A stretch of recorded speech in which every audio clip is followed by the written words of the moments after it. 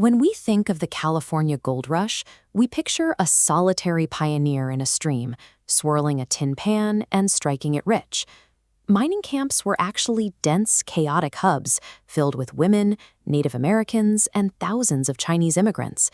The stampede officially began when President James K. Polk confirmed the rumors of abundant gold in his December 1848 address to Congress. That address functioned as an international marketing campaign. Newspapers printed the president's words, and ships carried the promise of wealth across the oceans. Within months, the gold rush expanded from a local discovery into a global magnet, drawing in fortune seekers from every corner of the world. The journey to California was brutal. Overland travelers faced 350 miles of impassable desert, leaving a trail of broken wagons, dead livestock, and sheer starvation in their wake. Those who took the sea route around Cape Horn fared no better. They spent months cramped below deck, battling crushing ocean gales. When they finally survived the trip, they flooded the port of Yerba Buena, now San Francisco. In a single year, this sleepy town of 1,000 people exploded into a city of 25,000. Ships jammed into the harbor, delivering wave after wave of exhausted immigrants. But by the time this global population actually trekked out to the riverbeds, the easily accessible surface gold was rapidly drying up. If the streams were running dry and most prospectors were going broke, how were sizable fortunes still being generated?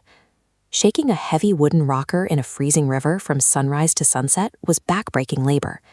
As the rush continued, that labor paid less and less.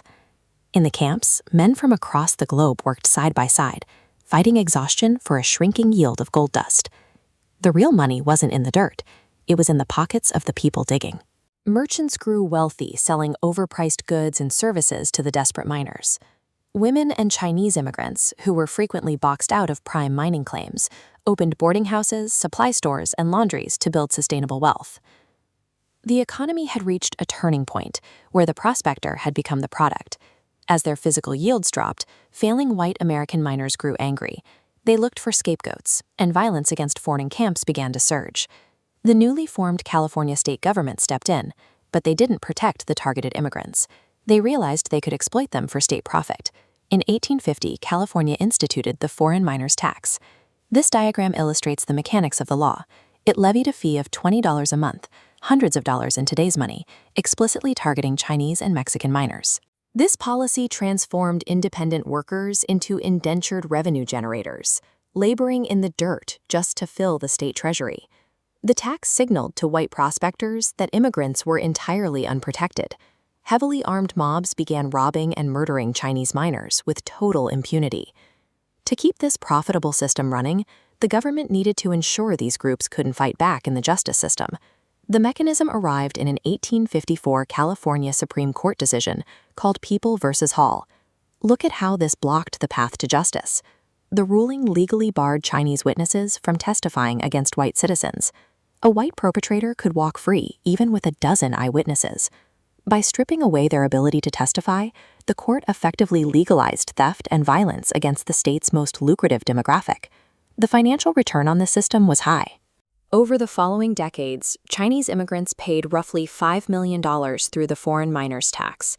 This chart shows the scale of the extortion. That $5 million accounted for nearly 1/4 of California's total revenue. California built its foundational wealth, its early roads, and its institutions on the backs of the exact people it legislated against. The economic resentment and legal discrimination incubated in those mining camps eventually moved into national policy, leading to the 1882 Chinese Exclusion Act. The lasting legacy of the rush is the creation of an American blueprint for systemic exclusion and state-sponsored theft.